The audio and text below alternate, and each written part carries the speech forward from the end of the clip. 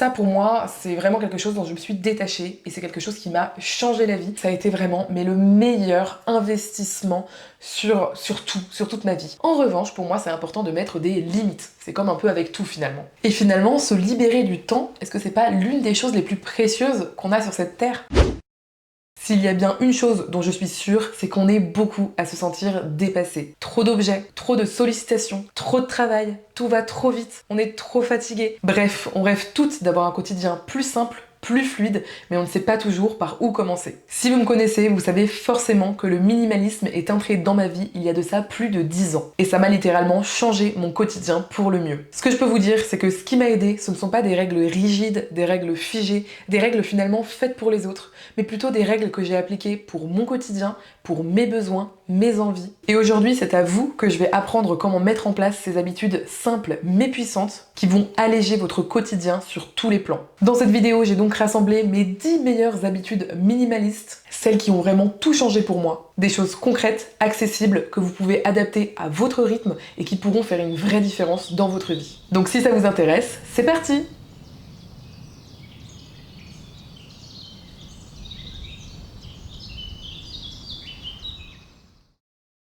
Et on commence tout de suite avec la première habitude qui a vraiment tout changé pour moi. Et ça a été de me recentrer sur ce qui me rend vraiment heureuse plutôt que de me concentrer sur ce qui s'achète. Je m'explique. On vit dans une société dans laquelle le capitalisme a créé de véritables mythes. Parmi ces mythes, il y a celui qui nous laisse penser, qui nous fait croire que le véritable bonheur ne peut s'atteindre que par la consommation. En fait, cette mentalité capitaliste, elle peut vraiment nous faire croire qu'on a besoin de consommer pour être heureux. Et à ce moment-là, on peut vraiment penser que le véritable bonheur ne peut se ressentir que si on est riche, que si on peut acheter de belles choses ou beaucoup de choses, et que du coup on va être heureux grâce à ses achats, grâce à ses possessions. Et moi, le minimalisme, ça m'a vraiment apporté cette réflexion que je trouve tellement essentielle et tellement importante à la vie, de se rendre compte que non, le bonheur ne se retrouve pas dans les achats, ne se retrouve pas dans les choses matérielles, même si évidemment il y a des choses matérielles qui peuvent nous rendre heureux sur le moment, qui peuvent nous aider à aller mieux, à avoir un quotidien plus confortable, ça je ne dis pas du tout le contraire, mais vraiment penser que le bonheur, c'est cette espèce de sensation qu'on a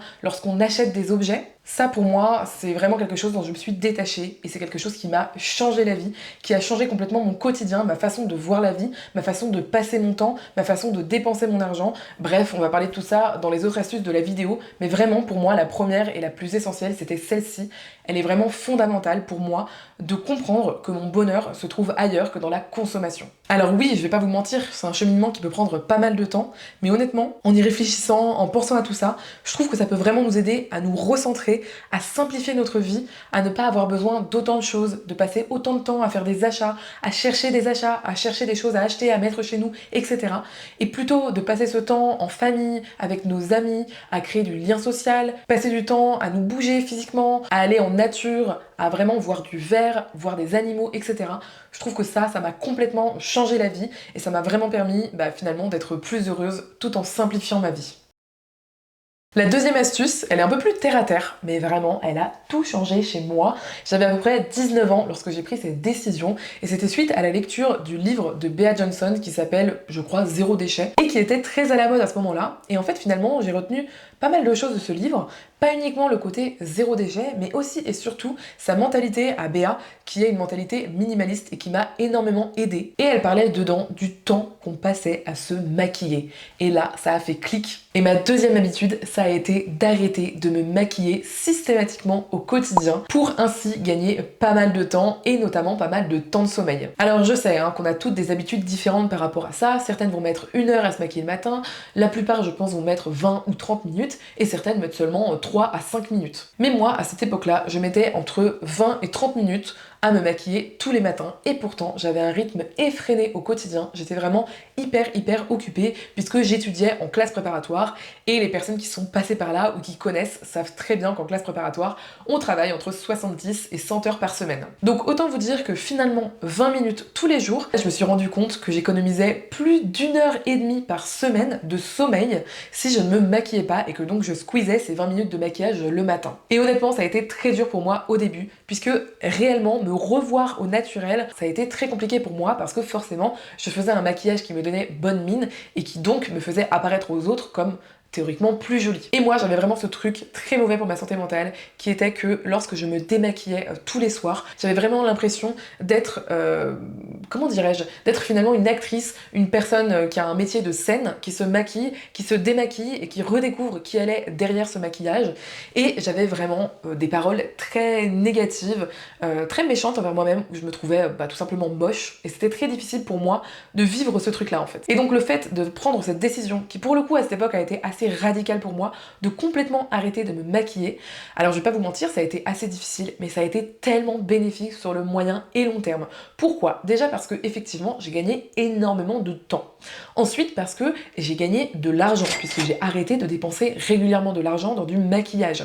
J'ai gagné en simplicité. Finalement, ma routine du matin était plus simple, moins compliquée pour rien finalement, parce que forcément quand vous faites du maquillage, parfois vous vous trompez, vous devez recommencer, vous vous agacez, vous voyez que vous êtes pressé, mais vous devez quand même faire votre trait d'eyeliner. Et à l'inverse, ce que ça m'a apporté, déjà, c'est beaucoup de souplesse, c'est-à-dire d'accepter au quotidien de sortir de chez moi sans être maquillée, par exemple. Donc ça m'a apporté cette souplesse de pouvoir sortir de chez moi, même sortir dans des soirées, sortir voir des amis, sortir pour des rendez-vous professionnels, sans avoir à me maquiller. Et ça, franchement, c'est un bonheur. Également, j'ai énormément gagné en simplicité d'esprit, en considération de ma personne finalement, puisque à force de me démaquiller, déjà mon teint est devenu plus frais, plus rosé, plus en bonne santé entre guillemets visuellement. Mais en plus de ça, j'ai appris à m'apprécier comme je suis. Alors oui, je n'ai pas une peau parfaite, oui, j'ai des cernes, oui, avec le temps qui passe, je vais avoir de plus en plus de rides, etc. J'ai des points noirs, enfin franchement, j'ai une peau tout à fait humaine finalement, j'ai envie de dire, mais on apprend à réapprécier son physique au naturel, et alors ça, pour moi, ça n'a pas de prix, puisque je n'ai plus du tout, ou presque plus, beaucoup moins de pensées dénigrantes envers moi-même, envers mon physique, et ça, franchement, ça change la vie. Ma troisième habitude, elle est toujours centrée sur le soin de ma personne, sur le fait de faire du bien à mon corps, à ma santé, et ça a été d'adopter une routine de soins qui soit minimaliste et saine. Il y a une chose fondamentale dans le minimalisme, c'est lorsque vous choisissez d'acheter un produit, de le posséder, l'une des étapes auxquelles vous devez réfléchir, c'est est-ce que ce produit est bon pour moi? C'est-à-dire est-ce qu'il est bon pour ma santé? Est-ce qu'il est bon pour la santé de ma famille, la santé de mes proches? Et également pensez au plaisir que ça vous procure. Est-ce que finalement ça me fait vraiment plaisir ce que je fais au quotidien, ce que je mets sur mon visage, les odeurs, les textures? Parce que ça va faire une vraie différence au quotidien. De toute façon, vous vous lavez, de toute façon, vous mettez, je pense, des produits de soin sur votre visage, et se poser la question de savoir si ces produits sont clean, si ces produits sont efficaces, si ces produits sont bons pour vous, et aussi s'ils sont agréables à utiliser. Franchement, c'est hyper important. Donc moi, je vous explique un petit peu ma routine vraiment minimaliste. Évidemment, je me lave. Et ensuite, au sortir de la douche, je mets une eau florale sur le visage, un sérum et également de la crème. Je mets du déodorant, un baume pour les lèvres naturel pour les hydrater. Et c'est à peu près tout. Et comme dit, avoir des produits minimalistes, zéro déchet, vegan et efficaces pour notre toilette, je trouve que c'est vraiment essentiel. Et c'est la raison pour laquelle je voulais absolument vous parler de notre gamme de produits Wild, qui sont des produits de soins naturels, rechargeables, zéro déchet et vegan, qui sont hyper efficaces et hyper agréables à utiliser. Le concept de Wild, il est hyper simple, que ce soit pour leur déodorant, pour leur savon pour les mains ou pour le corps, ou encore pour leur baume à lèvres, tout est rechargeable et donc minimaliste et zéro déchet. Sachez d'ores et déjà que vous avez moins 20% sur tout le site de Wild avec mon code 20AndreaWild, mais je vous en parle plus tard. Le principe, c'est qu'on achète seulement une fois un étui en aluminium qui est réutilisable à l'infini. Pour moi, c'est hyper important de pouvoir choisir un étui qui nous plaise, et ça c'est vraiment ce que j'adore chez Wild, puisque si vous allez sur leur site, vous allez voir qu'ils ont tout un tas de motifs différents pour leurs étuis. En ce moment, vous avez notamment leur collection avec leurs étuis Polkadot,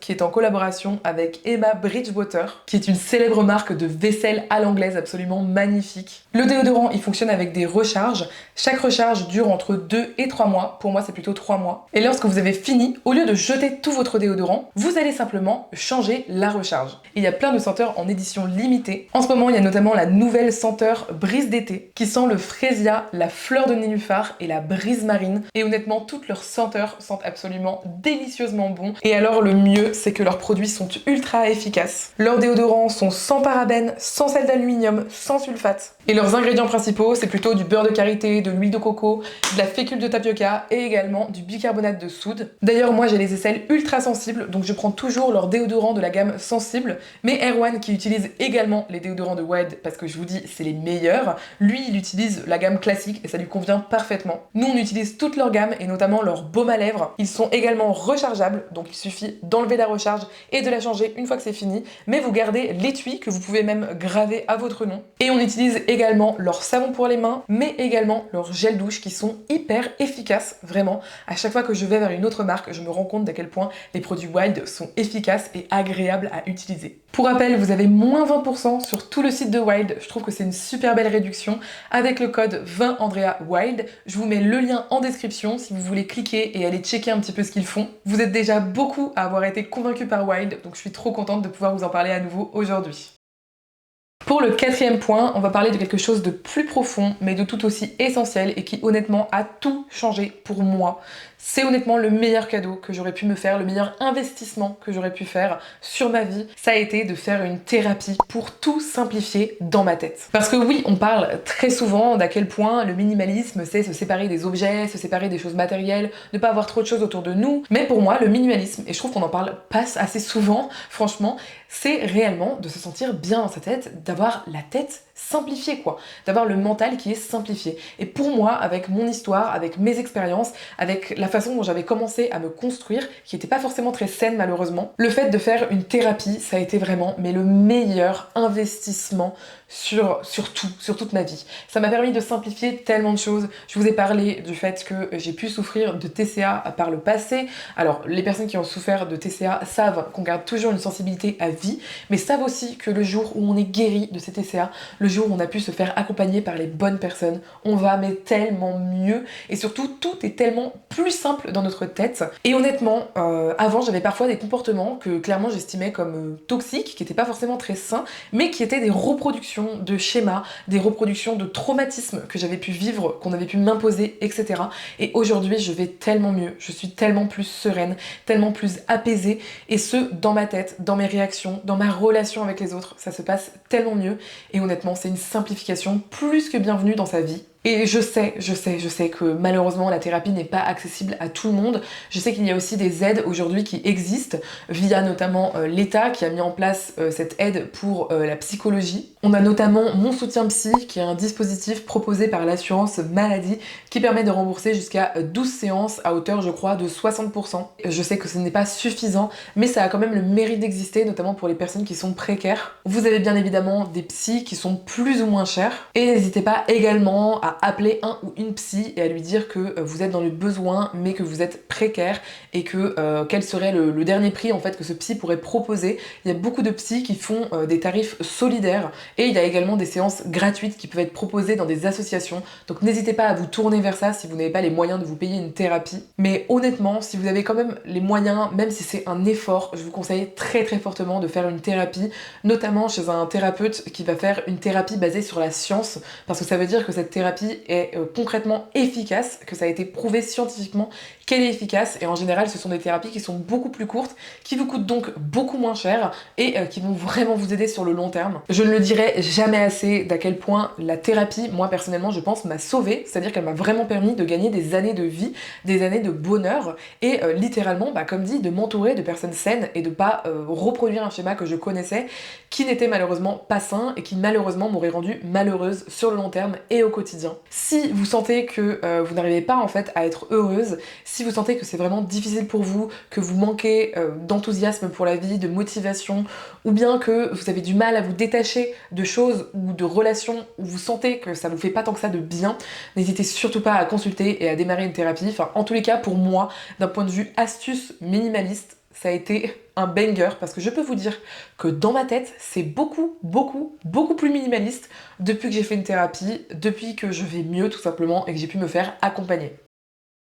La prochaine astuce concerne le monde du digital. Et oui, on parle beaucoup trop peu du minimalisme d'un point de vue digital en fait, pas d'un point de vue matériel. Et donc la prochaine astuce, ça va être de désactiver au maximum les notifications de votre téléphone, mais également de choisir des zones dans votre maison ou des moments de la journée qui vont être sans écran ou tout du moins sans téléphone. Moi c'est simple, mon métier c'est les réseaux sociaux. Je trouve que les réseaux sociaux peuvent apporter énormément de choses dans une vie, je me verrais pas du tout arrêter. En revanche, pour moi c'est important de mettre des limites. Tout d'abord, j'ai enlevé toutes les notifications de mon téléphone qui ne concernaient pas directement des choses qui étaient très importantes pour moi. Donc j'ai gardé quelques notifications, mais j'ai pas toutes les notifications. À chaque fois que je reçois un commentaire, un like sur les réseaux sociaux, je n'ai pas une notification pour ça.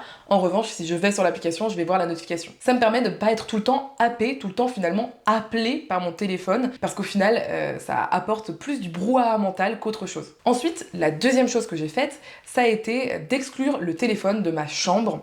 Donc ça m'arrive encore de temps en temps de l'utiliser parfois. Alors je me permets de glisser ici que, comme je l'ai dit en intro, les règles que je vous énonce ne sont pas des règles strictes. Comme dit, le but c'est que ça épouse votre vie, et la vie elle est faite d'aléas, elle est faite de journées qui sont différentes, qui ne se ressemblent pas. Donc parfois si je ressens vraiment le besoin pour une raison X ou Y de garder mon téléphone dans mon lit, je le garde dans mon lit. Mais là je vous donne vraiment les règles globales, générales, que j'essaye d'appliquer au quotidien et que j'arrive plutôt bien à appliquer. Et donc c'est vrai que cette habitude là pour moi, elle m'a pris du temps à mettre en place. Mais alors une fois qu'elle a été mise en place, ça m'a énormément aidé. Déjà ce que j'ai fait, c'est que j'ai pris mon chargeur qui était au niveau de ma table de nuit et je l'ai mis dans ma cuisine. Ce qui fait que maintenant, dès que je charge mon téléphone, il charge dans ma cuisine. Et comme je le mets à charger toutes les nuits, et bien dès que je me dirige vers le lit, je mets mon téléphone portable à charger dans ma cuisine et je ne le reprends pas jusqu'au lendemain matin. Et ça, pour moi, ça a été d'une efficacité redoutable pour le minimalisme et comme dit, pour réduire le brouhaha mental. Ça me permet vraiment de ne pas m'endormir et de ne pas me réveiller directement avec des informations qui sont potentiellement anxiogènes que j'ai directement sur mon téléphone, notamment si vous scrollez sur les réseaux sociaux, vous savez pas trop sur quoi vous allez tomber et ça peut être problématique parce que ça peut vous mettre dans la tête des problématiques finalement qui sont très malheureuses et horribles, mais qui normalement ne font pas partie de votre quotidien. C'est-à-dire que le cerveau humain, il n'est pas fait pour être exposé à autant de violence sur les réseaux sociaux tous les jours, surtout dans des moments vulnérables de votre journée, comme votre réveil ou votre coucher. Pour moi, tout ça, c'est très précieux, donc j'essaye de le préserver et ça a été énormément utile pour ma santé mentale. Donc je remercie vraiment le minimalisme numérique pour ça.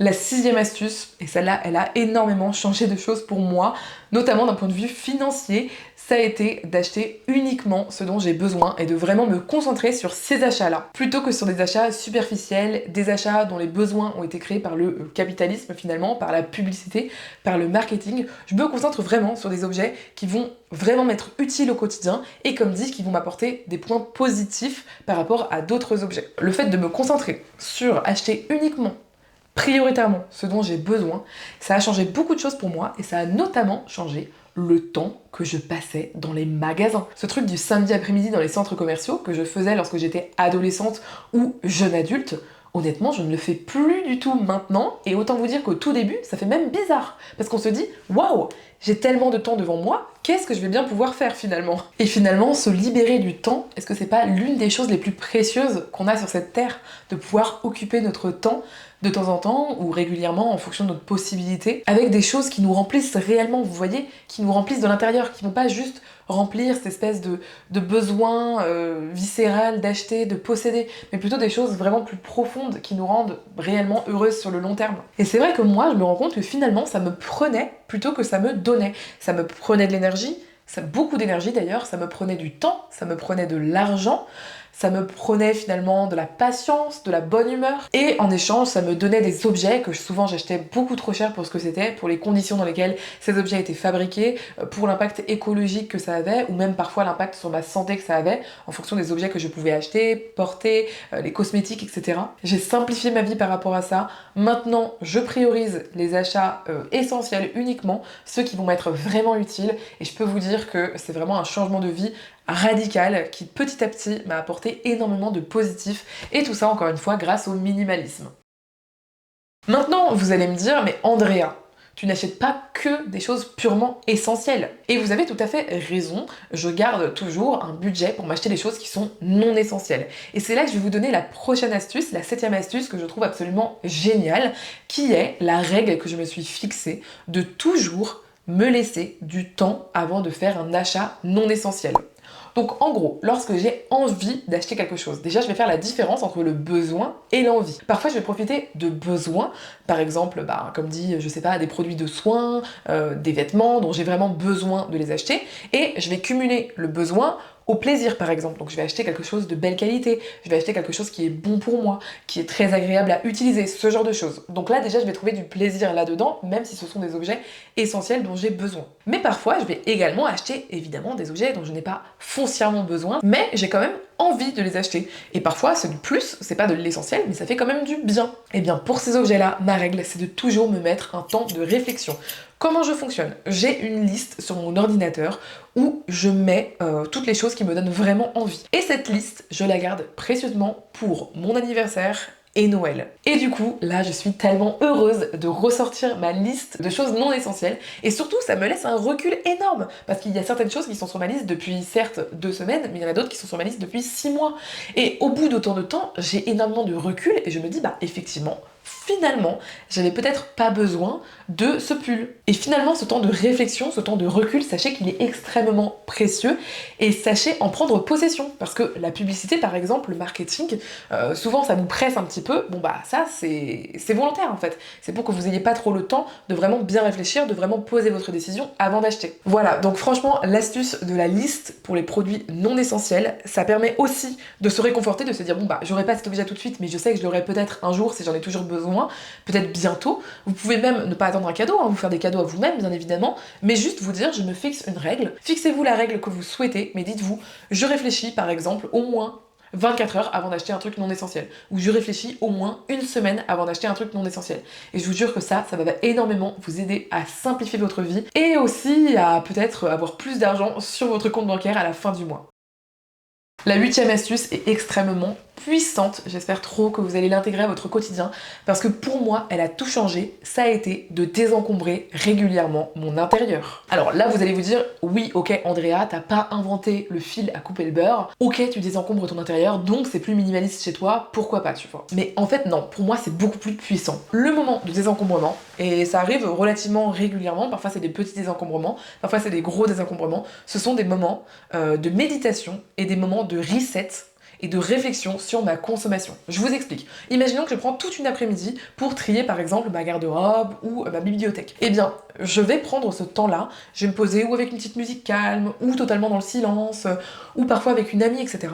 Mais ce moment-là, c'est presque un moment un peu méditatif pour moi, parce que le fait de trier, c'est un petit peu méditatif, et finalement, ça me permet de réfléchir. D'où vient cet objet? Pourquoi je l'ai acheté? Pourquoi je le possède? Est-ce que je l'ai vraiment utilisé depuis que je l'ai acheté? Je peux vous dire que ça, ces réflexions-là, elles vont forcément vous mettre face à vos propres contradictions. Forcément, à un moment, vous allez être face à un objet où vous vous dites, j'ai acheté cet objet, plusieurs dizaines d'euros, peut-être même plusieurs centaines d'euros, et regarde à quel point je l'ai peu utilisé, à quel point ça n'a pas été rentable, ça n'a pas été utile pour moi de dépenser cet argent, alors que j'aurais pu le mettre par exemple sur des économies, ou sur un cadeau pour un proche, ou sur un voyage, ou que sais-je, je l'ai mis dans cet objet, et au final, cet objet, je m'en suis servi seulement 1 heure sur toute ma vie, et maintenant je le donne à quelqu'un d'autre. Franchement, ça valait pas le coup. Donc voilà, pour moi, ces moments de désencombrement, de tri sont essentiels, très très importants pour faire un reset, pour finalement être face à vous-même et face à votre propre consommation et à avoir un regard critique mais bienveillant sur votre façon de consommer et du coup à pouvoir évoluer, à pouvoir adapter votre comportement de consommation par la suite et que ce comportement soit plus aligné avec ce que vous voulez vraiment en fonction de vos propres envies, vos propres objectifs, vos propres besoins de vie.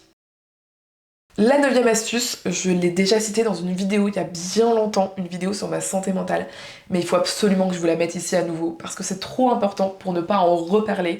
Ça a été de prioriser le fait de passer du temps dehors, si possible en nature, tous les matins. Je m'explique, s'exposer à la lumière du soleil ou tout du moins à la lumière du jour tous les matins, c'est hyper bon pour votre santé. Ça va vraiment vous aider à vous réveiller, à vous sentir mieux. C'est quelque chose qui est très très bon pour la santé physique, déjà parce que si vous allez dehors, a priori vous allez marcher, pour votre santé mentale, puisque c'est reconnu que c'est excellent pour la santé de prendre le plus de luminosité possible pendant le jour, et même si vous avez l'impression d'avoir un intérieur lumineux, sachez qu'il fera toujours plus jour, même lors d'un temps hyper gris à l'extérieur qu'à l'intérieur. Il a également été prouvé que de s'exposer à la lumière du jour dès le matin va vous permettre de mieux dormir lors de la nuit suivante, c'est normal puisque vous régulez votre cycle circadien. Et c'est une habitude qui est centrée sur l'essentiel. Et pour moi, c'est vraiment ça le minimalisme, se recentrer sur l'essentiel et mettre de côté la consommation, les choses qui pour moi sont en grande partie, en tous les cas, superflues. Et pour moi, le fait de sortir dehors, et si vous pouvez marcher en nature, c'est encore mieux, je vois que vraiment je me régule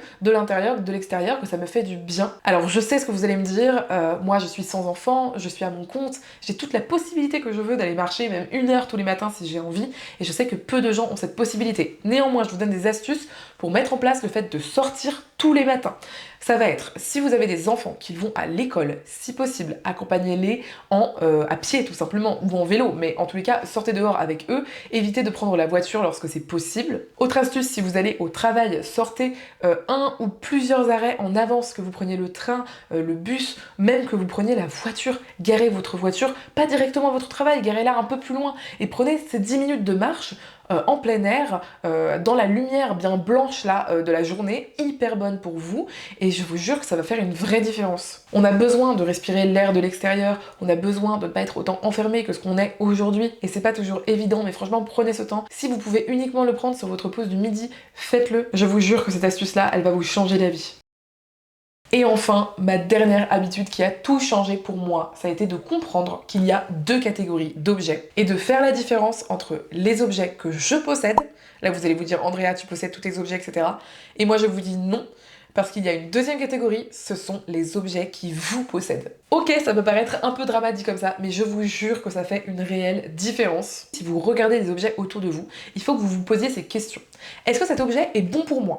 Oui ou non, d'un point de vue santé notamment, voilà, d'un point de vue pollution de l'air, enfin ce genre de choses. Si la réponse est non, je peux vous dire que c'est cet objet qui vous possède et pas l'inverse. Est-ce que cet objet, vous l'avez en plein de fois et que du coup, vous êtes obligé de vous occuper de cet objet, c'est-à-dire de le nettoyer, de le dépoussiérer, de le ranger, qu'il va utiliser de la place chez vous, qu'il va finalement vous coûter de l'argent, hein, parce qu'il y a certains objets qui prennent beaucoup de place cumulée, et tout ça, ça fait que vous prenez finalement des appartements qui sont plus grands, des maisons qui sont plus grandes, qui vous coûtent plus cher, que vous mettez plus de temps à nettoyer, à entretenir, etc., etc. Et ça, pour moi, c'est vraiment l'asservissement des objets. Et le minimalisme nous permet de sortir de cet asservissement en se recentrant sur l'essentiel et en arrêtant de considérer que c'est normal d'avoir 30 paires de chaussures. Vous allez voir que parfois, vous allez vous confronter à un objet et vous allez vous dire « Ah, franchement, il m'est pas très utile, je l'aime pas tant que ça, mais je le garde parce qu'il m'a été offert par quelqu'un et je me verrai pas franchement donner un objet qui m'a été offert. » Et bien ça veut dire que l'objet vous possède, parce que ça veut dire qu'il a plus de pouvoir que vous finalement sur cette décision, et ça veut dire que vous gardez cet objet par culpabilité. Donc pour moi, si vous gardez un objet par convention sociale, c'est-à-dire c'est normal, dans notre société, tout le monde a au moins 10 paires de chaussures, donc ce serait trop bizarre que moi j'en ai que 2. Si vous gardez des objets par culpabilité, on vient d'en parler. Si vous gardez des objets par habitude, c'est une habitude pour moi d'avoir tel objet chez moi, alors qu'en final il n'est pas du tout essentiel, voire il est même pas utile, vous l'utilisez même pas, mais ne le faites pas en fait. Ou encore, si vous gardez un objet au cas où, ça, franchement, ça veut dire qu'il vous possède, parce que pour moi, le au cas où, c'est vraiment le côté je le garde parce que ça pourrait toujours servir. Moi, ce que je peux vous dire, c'est que ça peut toujours servir,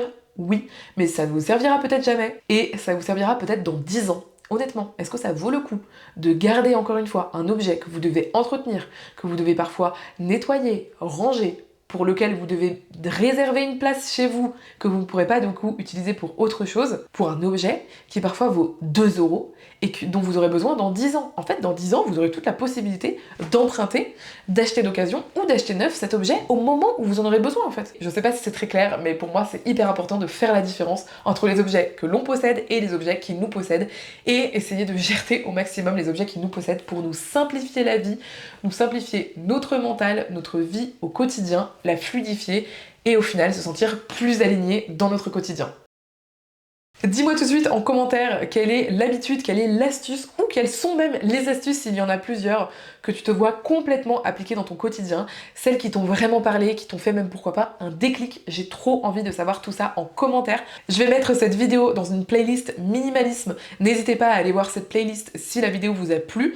J'ai plein d'autres vidéos sur le minimalisme sur cette chaîne, je sais qu'elles vous ont beaucoup plu, donc franchement n'hésitez pas à aller voir ça, vous trouverez forcément votre bonheur. Abonnez-vous si vous aimez ce que je fais, c'est totalement gratuit. Laissez un pouce en l'air si ça vous a plu. Je vous dis à tout de suite sur une autre vidéo de la chaîne, et d'ici là je vous dis à très bientôt.